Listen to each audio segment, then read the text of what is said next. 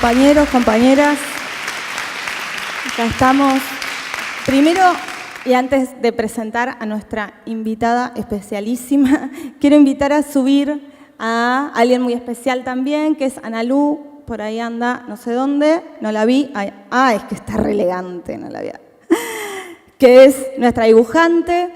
Ella ya la conocen, es muy talentosa y mientras hablamos va a hacerle un homenaje a quien hoy es nuestra homenajeada al año de su asesinato, a Mariel, nuestra militante popular latinoamericana, brasilera, y la estrella que guía la resistencia contra Bolsonaro en el vecino país. Así que gracias, Analu.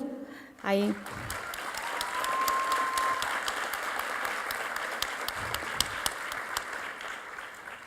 Bueno, acá con nosotras tenemos visitándonos en este momento que además para nosotros desde Somos es muy especial, es nuestro primer Congreso Nacional para abrirlo.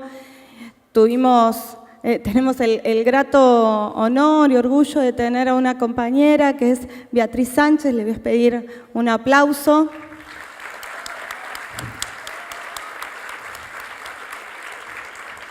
Ella es chilena, representa al Frente Amplio Chileno, fue candidata a presidenta, le fue muy bien, así que por ahí, miren, estamos por ahí, no, yo creo que estoy casi segura que en unos meses más, cuando entre en campaña ya no va a poder venir y después vamos a festejar que estuvo con nosotros la presidenta de Chile.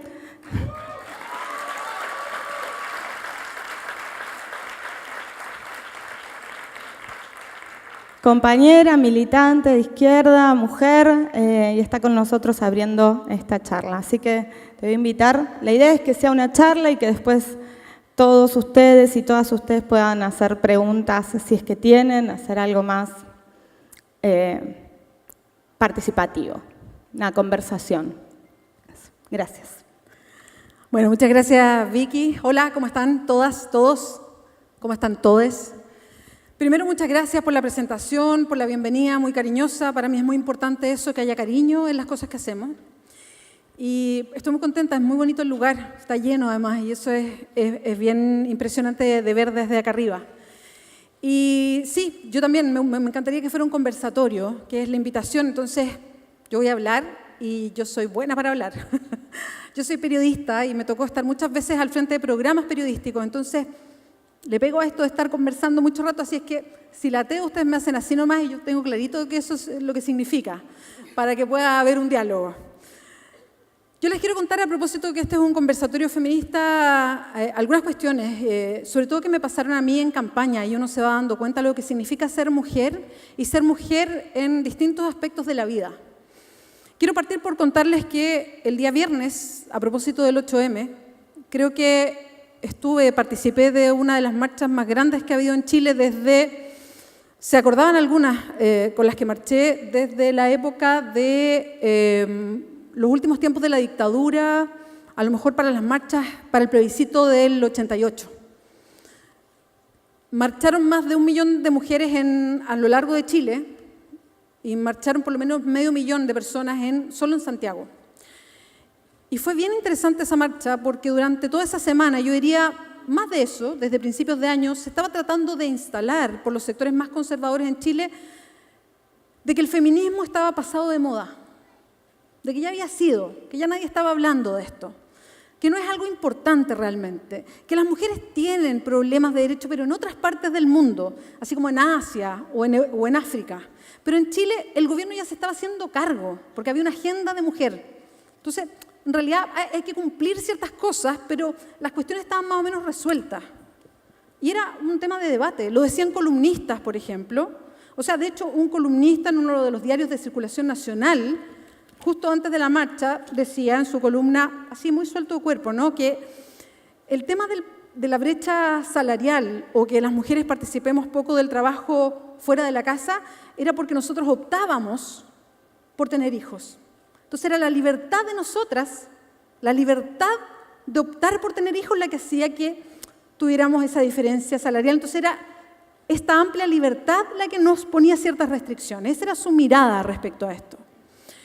Entonces, cuando salen millones, más de 1 millón de mujeres y varios hombres también a acompañar esta marcha, a mí me parece que fue una gran respuesta para lo que se está tratando de instalar en Chile, para un discurso conservador que está tratando de poner ciertas fantasías a un movimiento.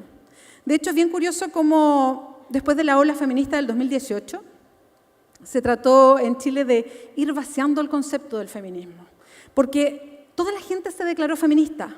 De hecho, lo volvió a hacer una senadora de ultraderecha de la UDI en portada de un diario de circulación, más bien en la capital, que decía que ella era feminista, pero a su manera, por supuesto. Lo hacía maquillándose al lado de una foto de Jaime Guzmán. Jaime Guzmán, para quienes no lo conocen, es el ideólogo de la dictadura de Pinochet, sobre todo de todo el aparato económico que todavía nos rige en Chile, el país más neoliberal del mundo.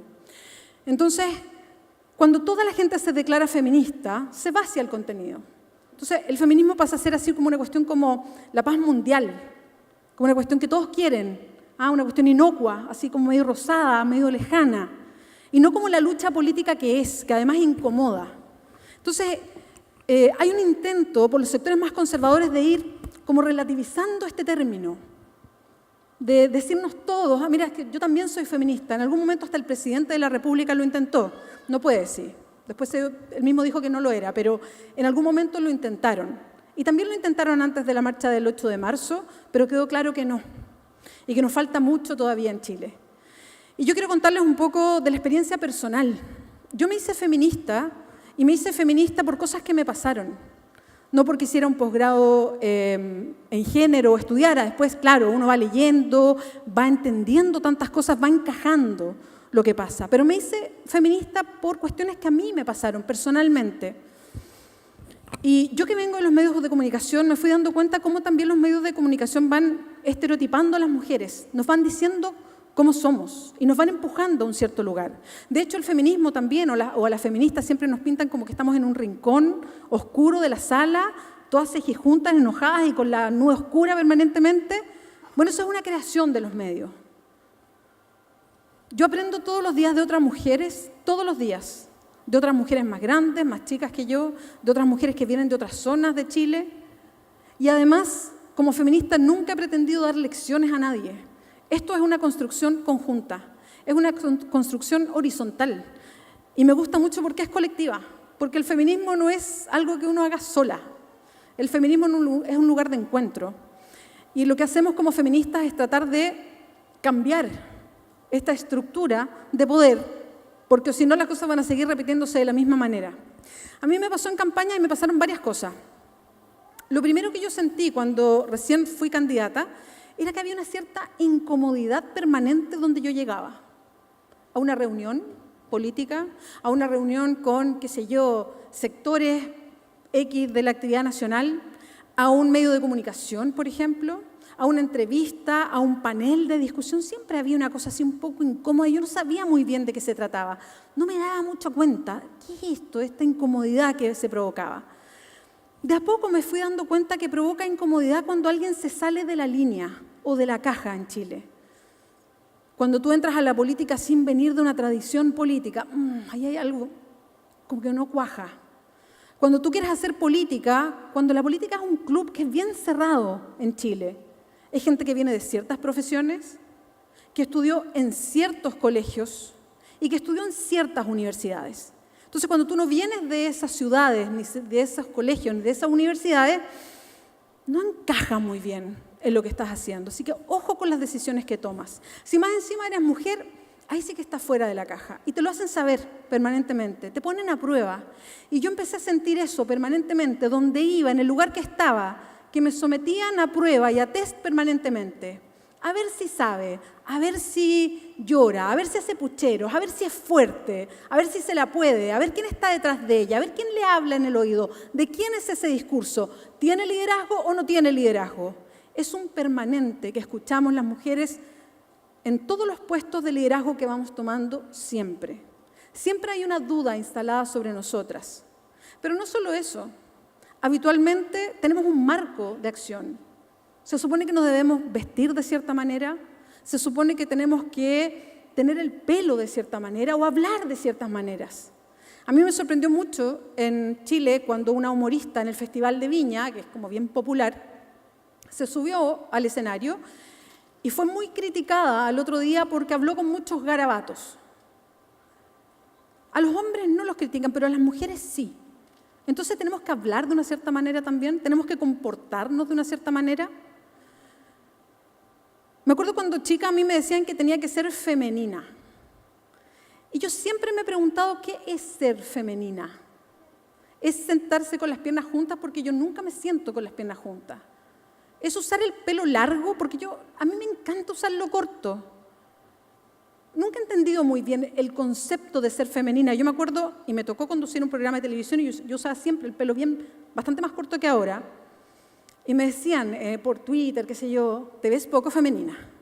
Te recomiendo que te dejes crecer el pelo. Deberías estar un poco más flaca. Y era como tratar de encajar un molde de lo que se supone tenemos que ser las mujeres. Como un canon de belleza específico, para encajar siempre en un molde específico. Y eso es súper duro de llevar permanentemente, un molde de lo que debemos ser. Y cuando uno empieza a meterse un poquito más y a ver de dónde viene todo esto, nos damos cuenta que las mujeres no aparecemos en ninguna parte de la historia, por ejemplo. Tú miras, ¿cuáles son mis referentes en la historia de Chile? Las primeras que aparecen en Chile son las mujeres que lucharon por el voto. Y es bien impactante, es súper interesante el movimiento por la emancipación de la mujer chilena. Es muy bonito el nombre, además. Pero la verdad es que parece que la mujer chilena no existió nunca hasta ese momento. Y sí existieron mujeres en la historia, pero no están descritas. Tenemos pocas referentes. Yo cuando era chica, nunca pensé, o sea, nunca dije, quiero ser presidenta, por ejemplo. Porque las mujeres no éramos presidentas. Hoy día, y cuando fui candidata, yo hablaba con muchas niñas que se acercaban espontáneamente a conversar, niñas chicas, 8, 10 años, 12, y me decían que ellas querían ser presidentas. Y es bien bonito que te lo digan, porque habían visto presidentas antes, la presidenta Bachelet, por ejemplo. Entonces ellas tenían una ilusión de algo que vieron. Entonces es muy importante ver a otras mujeres para uno entender que sí se pueden hacer ciertas cosas, tener roles, pero nos cuesta a las mujeres tener esos roles porque no tenemos acceso. ¿Por qué no tenemos ese acceso? Y por lo menos las cifras en Chile, yo ahí no manejo bien las de Argentina, las cifras en Chile son bien desastrosas en ese sentido. Si miramos, por ejemplo, quiénes están hoy día en los distintos esferas de poder, o sea, en los lugares donde se toman todas las decisiones, es bien espeluznante, pero en Chile, por ejemplo, en los municipios, yo no sé, en los municipios acá vienen a ser como los gobiernos locales o comunales. Municipios. Acá también, bueno. No, muy bien. Ay, pero además la echaba de menos, rico. En los gobiernos locales, los municipios, las alcaldesas son menos de un 15%. Las concejalas, que vienen a ser como las concejalías, como las personas que acompañan en la función a las alcaldesas o alcaldes, son menos de un 12% en Chile. Las parlamentarias o las mujeres en la Cámara de Diputados, y esto gracias a que hubo una ley de cuotas para aumentar el número, llegaron a un 23%, antes eran un 15%. Hoy día ni siquiera hay paridad en los ministerios. Si vamos a los rectores o rectoras de universidad, de 53 hay 3 rectoras. Si vamos a las empresas, en los directorios hay menos de un 5% que son mujeres. Si vamos a los columnistas o columnistas, o sea, a las columnistas de los medios de comunicación, menos de un 5% son mujeres. ¿Para qué decirles que las que hablan de economía o política son prácticamente ninguna? Si vamos a los directores de publicidad, que es básicamente cómo aparecen las mujeres reflejadas, el 94% son hombres.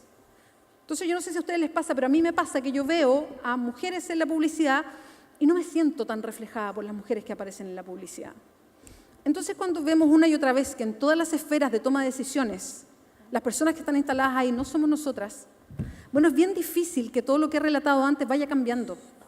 Que esta imagen que tenemos, que las decisiones que se toman, que las políticas que se impulsan, que los temas de conversación que se instalan, que las características que se dan vayan cambiando. Eso no cambia solo. Entonces, cuando hablamos de feminismo, y por eso me interesa el concepto de base, y por eso me interesa la disputa y entender que esto es un movimiento político, no es como, es bonito decirlo, no es como la paz mundial, algo así inocuo, lejos y que todos queremos, sino que esto es algo que incomoda y es político, porque lo que busca es un balance de poder distinto. Es cambiar la estructura. es otro balance de poder. Y a mí me pasa que cuando estoy en un sector político que busca cambios de estructura, cambios estructurales que son difíciles de explicar, porque yo me junto mucho con juntas de vecinos, me junto mucho con sindicatos, algunos sindicatos muy chiquititos, me junto con estudiantes en universidades, en fin, y uno habla de cambios estructurales y muchas veces, ¿qué significa un cambio estructural? Es como bien gigante hablar de cambio estructural, ¿no? A mí desde el feminismo se me hace mucho más fácil explicarlo, porque a nosotras las mujeres nos pasa que en todas las áreas de la vida, bueno, somos el ejemplo de la precarización constante. Somos las que pagamos el plato roto en todas las áreas de la vida, en la salud, en las pensiones, en el trabajo, en las labores privadas de cuidado o cómo tirar adelante a la familia,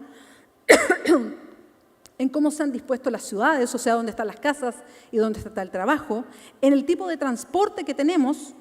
No hay ningún sector donde las mujeres no lo pasemos más mal. Entonces, una forma muy clarita de explicar lo que significan cambios estructurales, de lo que significa construir una sociedad que entendamos distinta. Cuando hablamos de democracia profunda, de participación real en la toma de decisiones, si no entendemos que es feminista, bueno, no se puede entender entonces. No tiene un fondo real. Y por eso es un término en disputa y hoy día en Chile está la tensión. Creo que el movimiento feminista en Chile es el que está haciendo la disputa grande política a propósito de un gobierno como el de Sebastián Piñera. Yo les daba un ejemplo de lo que significó hacer una campaña con esta tensión permanente de tener en el oído siempre esta duda del liderazgo. Y quiero por eso comunicarles a todas las mujeres que están aquí, que están hoy día militando o que quieren militar o que participan de organizaciones sociales y que cuesta tanto y que una la pasa mal. Yo dije muchas veces y lo sigo sosteniendo porque creo que la actividad política se hace de manera fraterna y con cariño y que hay que incorporar ese lenguaje al lenguaje político. Nos están siempre tratando de instalar que la política es una cosa así súper racional y que las mujeres tenemos esta parte emocional y que somos como lágrima y sentimiento. No, esto es una mezcla de cosas. Las mujeres no tenemos la exclusividad de algo, pero lo que sí yo estoy segura es que si las políticas públicas se hicieran con un poco más de cariño, pucha que serían distintas las políticas públicas para la gente. Si las hiciéramos como si fueran para nosotras mismas, serían tan distintas, serían gobiernos tan diferentes. Por eso lo que quiero compartir es esta experiencia de estar en puestos de liderazgo y hablar de maneras distintas. Tenía una compañera la otra vez que conversábamos haciendo recuerdos de la campaña que me decía que a ella le había llegado mucho cuando yo repetía muchas veces que la política es con llorar. Porque yo creo que sí. Yo escucho mucho de grandes políticos de mi país que dicen siempre, no, la política es sin llorar, hay que tener el cuero duro. Y yo siempre pensé, no, porque es todo al revés. Yo creo que la política es con llorar y si tú tienes el cuero duro, o sea, ¿para qué estás en política entonces? No, si las cuestiones tú las tenés que sentir, o si no, ¿cuál es el objeto? Entonces yo siempre repetí que la política era con llorar y me pasó en la casa que Aravena, que es mi compañero de muchos años, me dijo un día, después, en momentos de la campaña, me dijo, mira, yo sé que tú dijiste que la política es con llorar, pero creo que se te pasó la mano porque yo creo que nunca lloré tanto como en la campaña, porque son duras las campañas. Es duro poner la cara en una pelea cuando se está planteando una sociedad distinta, como lo estábamos haciendo en Chile. Es más duro cuando se es mujer y están permanentemente poniéndote a prueba de lo que tú eres, lo que tú haces, un juzgamiento público permanente. Y quiero darles una muestra de eso. Y quiero leerlo porque quiero que todas las mujeres que hoy día entran en esa disputa entiendan lo que pasa afuera, pero que también entiendan que la gente es mucho más sabia de lo que siempre las élites que tienen el poder quieren hacernos creer. Denme un segundo que voy a poner la clave en esta cuestión. Lo que les voy a leer a continuación, y no les voy a dar la lata, está escrito en chileno, puede que algunos no entiendan todo, pero yo creo que se va a entender. Estas son columnas, mira, no son las columnas completas, son extractos de columnas que salieron.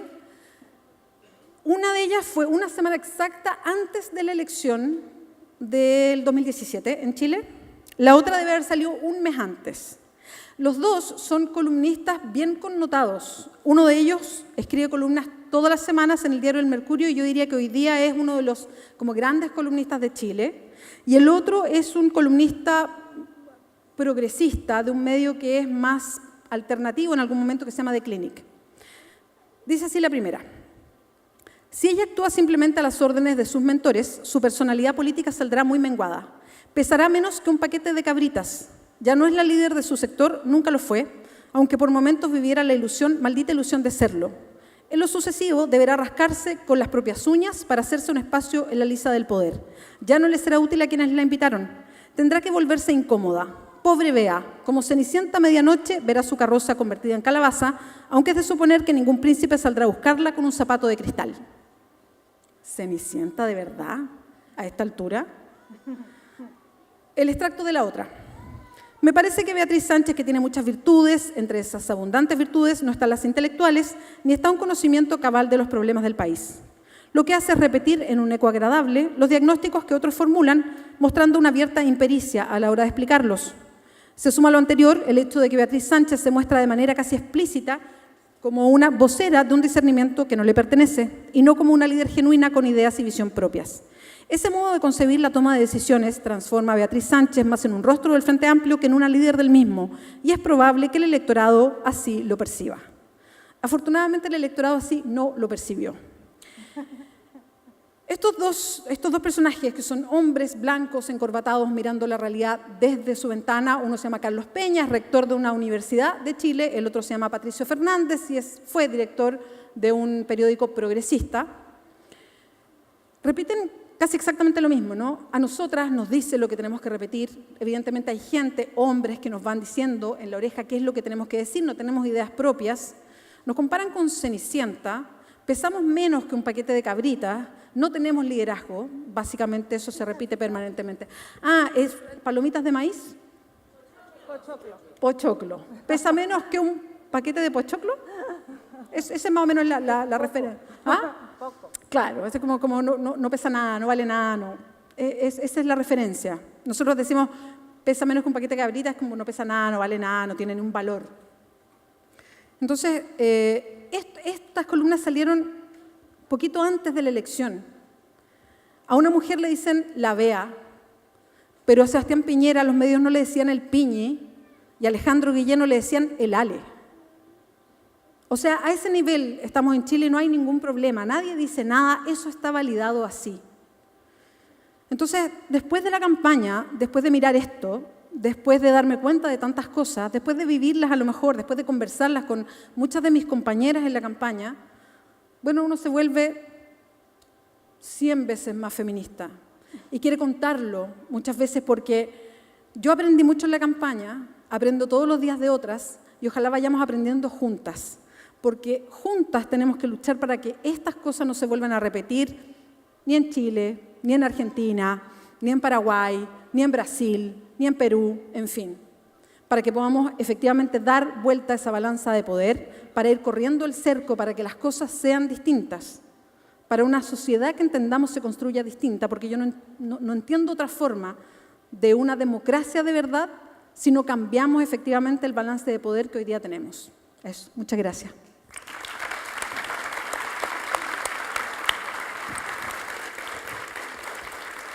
Muchas gracias. La verdad que para mí es un placer escucharte. ¿Cómo se llama ese compañero que le hiciste llorar toda la campaña? Pablo Aravena. Sí, ese.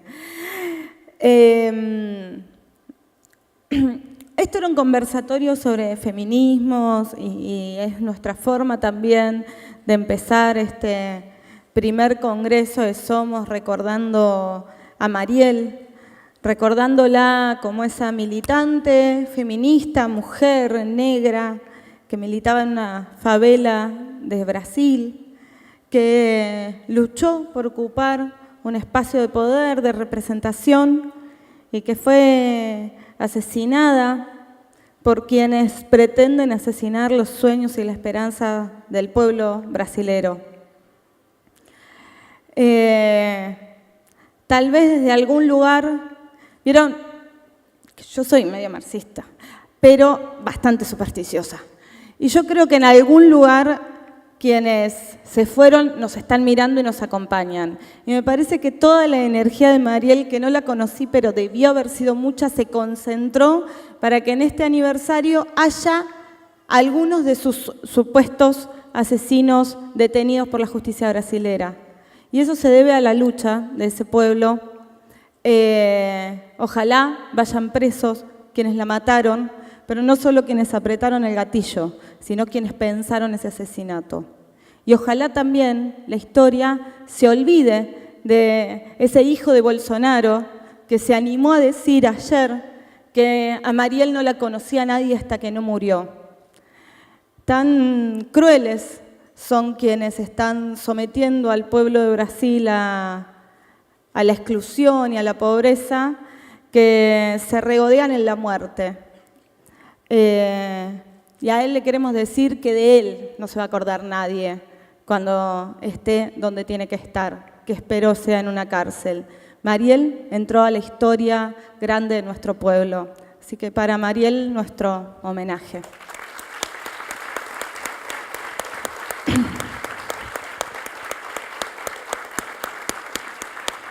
Y hablar de feminismo no es más que hablar de esa construcción que tenemos que hacer desde la política. Argentina tiene mucho que reflexionar acerca del feminismo. Como militantes populares tenemos mucho que reflexionar. Nosotros no queremos ver al feminismo en esta organización política como un punto en el programa.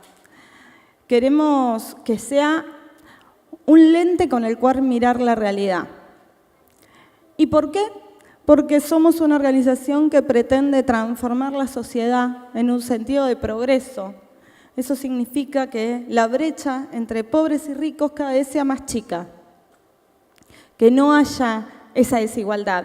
Y si estamos en contra de esas desigualdades, también tenemos que estar en contra de las desigualdades entre hombres y mujeres. Quien está en contra de la desigualdad entre hombres y mujeres es feminista. No hace falta leer demasiado ni saber demasiadas teorías feministas, sino darse cuenta que esas desigualdades nos dañan a todos y a todas doblemente, porque además somos las que sufrimos la desigualdad. Pero a los hombres también los pone a prueba permanentemente. Y no es casual que sean los hombres los primeros que entran en crisis profunda, socialmente y personalmente, cada vez que hay una crisis económica, política o social. No es casual que en Argentina seamos las mujeres las que ante crisis económicas salgamos a la calle. Yo las miro a mis compañeras de Barrios de Pie y acá en Argentina fue muy conocido el movimiento piquetero, el movimiento de desocupados, es muy conocido. Hoy los movimientos de la economía social, los movimientos de desocupados son un actor social, político fundamental, importante y que moviliza uno de los motores de cambio de la sociedad.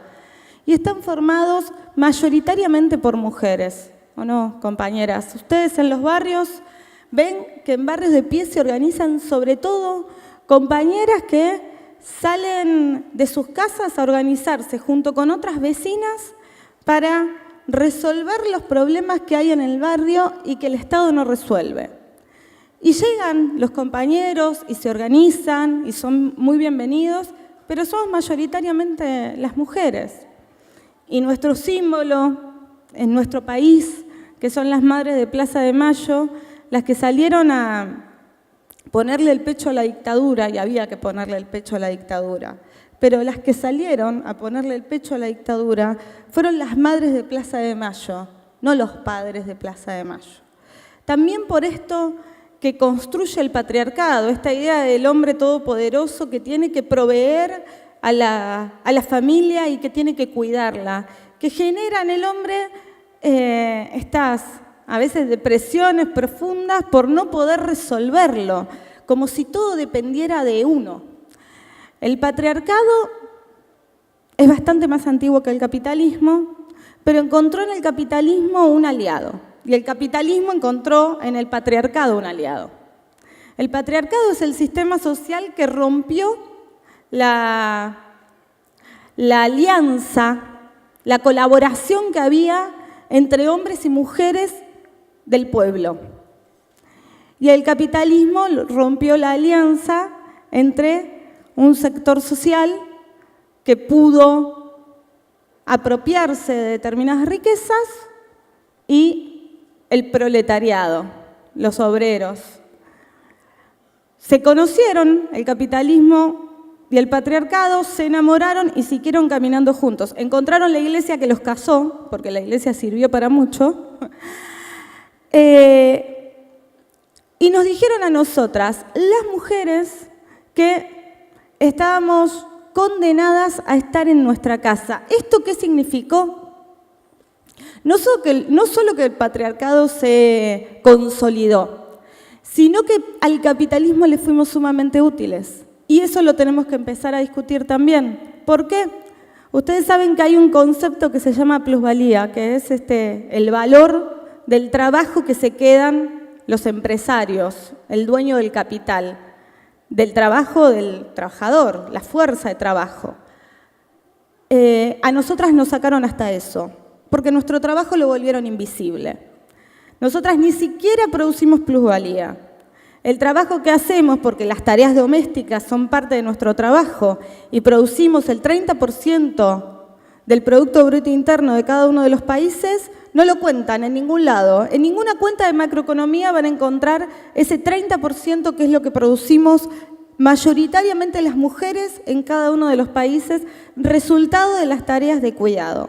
Si yo le pregunto a las compañeras un poco más grandes, ¿cuántas veces en su vida les preguntaron de qué trabajaban y ustedes respondieron, nada, soy ama de casa?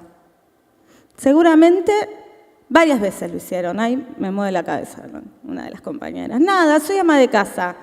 Entonces yo me quedo pensando, ¿y qué haces? Y te levantás, le haces el desayuno a los chicos, los levantás a los chicos, los bañás, los haces que se... Después te pones a pensar qué tenés que hacer, con quién se quedan, a dónde salen del colegio, o qué les tenés que dar para que jueguen y se queden en un rincón mientras vos haces otra cosa.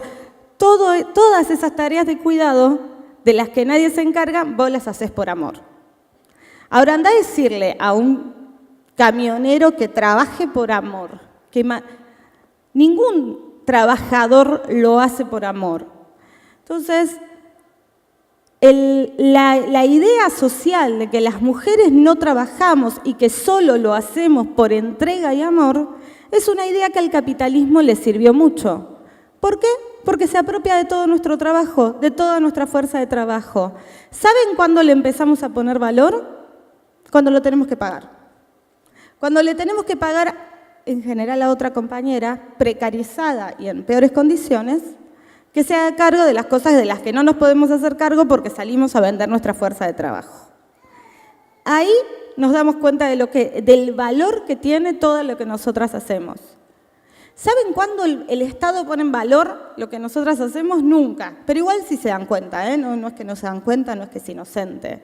¿Cuándo lo ponen en valor? Cuando tienen que abrir un jardín maternal, o cuando tienen que abrir un centro de cuidado para los adultos mayores, porque de esa tarea también nos encargamos mayoritariamente las mujeres.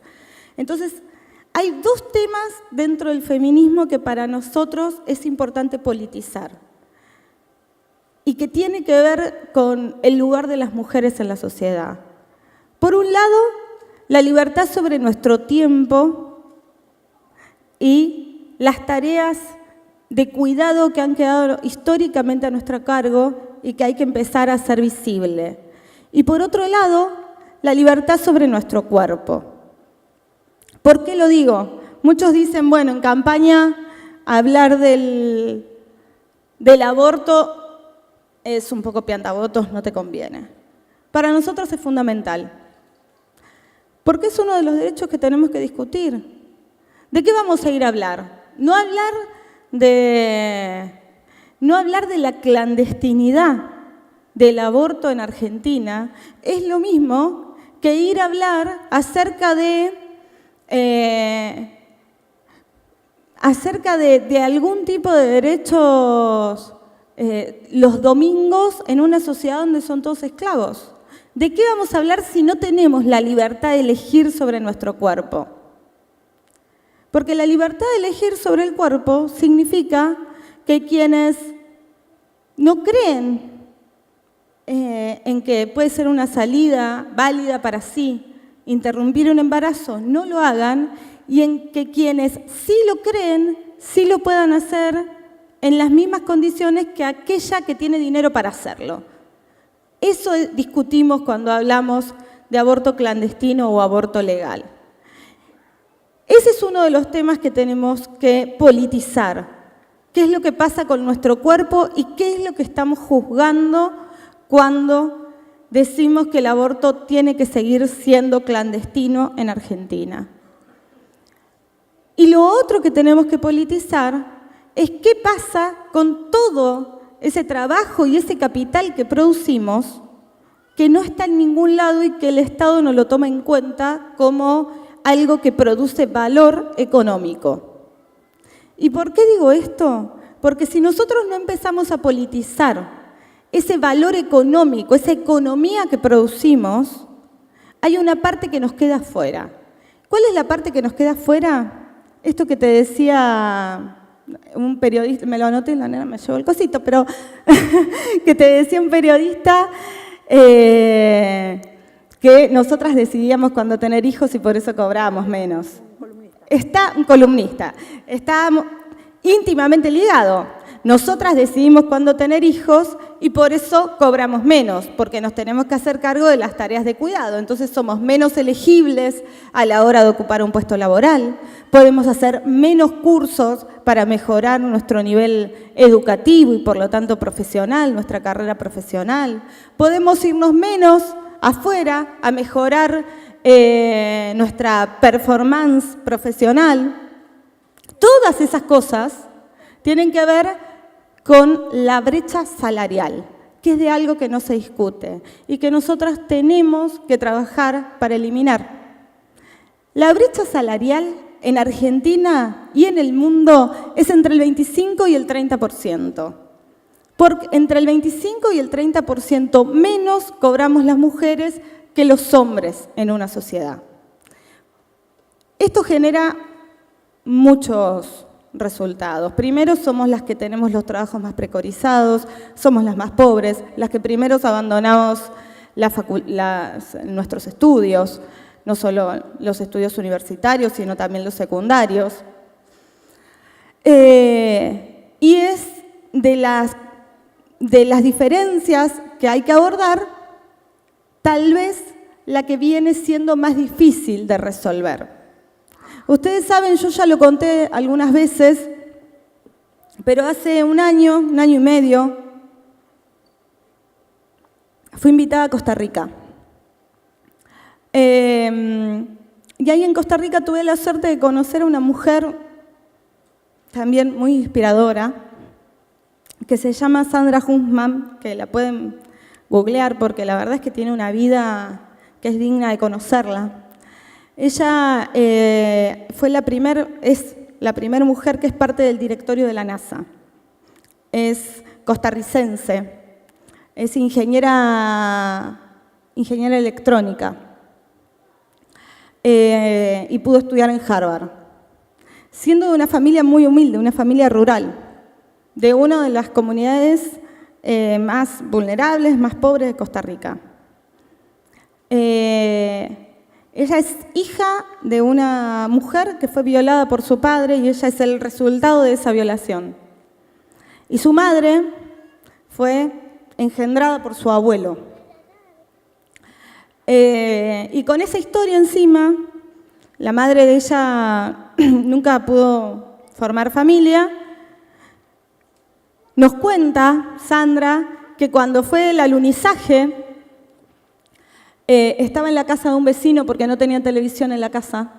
Y volviendo a la casa de noche, ella le pregunta a la madre, mamá, ¿será que alguna vez puedo ir a la luna? Y la madre le dijo, hija, vos vas a poder hacer lo que quieras. Cuando ella tuvo edad de poder irse a San José, a la capital de Costa Rica, a estudiar, se puso a estudiar mientras trabajaba en el servicio doméstico de una casa, y ahí le enseñaron inglés. Aplicó para Harvard, entró a Harvard y terminó siendo la la primera mujer y hoy única en el directorio de la NASA.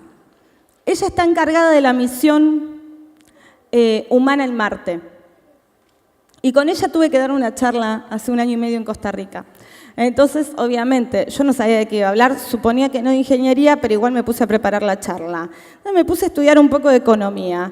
Y leo, en esto de la brecha salarial que tenemos, que los economistas proyectan que la brecha, al ritmo que la vamos cerrando, la brecha antes era más grande, ¿no? Era entre el 25 y el 30%, pero se fue cerrando esa brecha. Si seguimos cerrándola a este ritmo, aproximadamente para el 2080 vamos a alcanzar la equidad salarial. En el 2080, si seguimos como estamos, podemos vivir en un mundo donde hombres y mujeres cobremos igual. Sí, agárrate la cabeza porque es así, 2080, yo no sé si llego. Ahora, Sandra, ese día a la mañana, me dice, bueno, yo estoy a cargo de la misión humana en Marte. Y le digo, ¿y cuándo vamos a llegar a Marte? En el 2030 el hombre o mujer va a estar pisando la superficie de Marte. Y ahí dije, chao, vamos a llegar primero a Marte y después, como 50 años después, vamos a vivir en un mundo donde hombres y mujeres seamos iguales. Bueno, ¿qué quiero decir con esto? Eso va a pasar si nosotras y nosotros no hacemos algo para evitarlo. Y ese hacer algo para evitarlo significa gestionar políticas públicas. Por eso, para eso nos tenemos que preparar, tenemos que pensar qué tipo de mundo queremos y cuáles son esas políticas públicas que pueden ayudar a cerrar la brecha salarial, la diferencia entre hombres y mujeres. Y la primer política que tenemos que llevar adelante es hacer visible que eso existe porque hubo un sistema que se apropió de una de las cosas más importantes que generamos las mujeres, que es la riqueza, que es ese 30% del Producto Bruto que se genera en el mundo y que nos dicen que nosotras no lo hacemos porque todo lo que hacemos es por amor. Eso es una de las razones políticas por las que tenemos que hablar de feminismo. Eso es hablar de feminismo. Después vienen todas las otras cosas. Y palabras que a veces a los compañeros, ahora nosotras ya nos acostumbramos, pero a los compañeros les cuesta un poco más, deconstrucción, dejar de decir piropo y empezar a hablar de acoso callejero, y por ahí preguntarnos si somos exageradas porque no queremos que nos digan más qué lindo culo tenés por la calle. Eso es acoso, chicos, no es piropo, no está bueno, no nos gusta. Todas esas otras cosas vienen de la mano con empezar a considerar que las mujeres somos iguales. Y quiero decir una cosa, no es que eso hay que considerarlo porque los hombres nazcan de una mujer, porque tengan mujeres, porque tengan hermanas. Está todo bien que tengan todo. Tienen que hacerlo porque somos seres humanos. Simple y sencillamente. No me importa si han nacido de un repollo, de una mujer o de qué cosa. Necesitamos que hombres y mujeres seamos iguales porque somos personas. Y las personas tenemos que ser todas iguales en el mundo y tener igualdad para poder elegir el futuro que queremos. Porque en definitiva, si no militamos, si no hacemos política para lograr que todas las personas podamos ser felices, no sé muy bien para qué lo hacemos. Yo por lo menos lo hago para eso. Eso es el feminismo. El querer igualdad para que todas las personas podamos elegir nuestro destino. Y en eso, así como a Bea le pasó por el cuerpo, esto también a mí. Acá nos conocemos, la verdad es que cuando ella hablaba de las cosas que le escribían, yo me acordaba de las cosas que han escrito de mí y las veces que todas hemos tenido que pasar por situaciones que ni siquiera da para explicarlo. Eran desde la foto donde me paro sensual, según algunos periodistas, que estaba parada hablando, donde según algunos periodistas estaba, no sé haciendo qué, pero no hablando de política, sí, las construcciones hegemónicas que hacen los medios de comunicación con respecto a las mujeres, las siguen haciendo.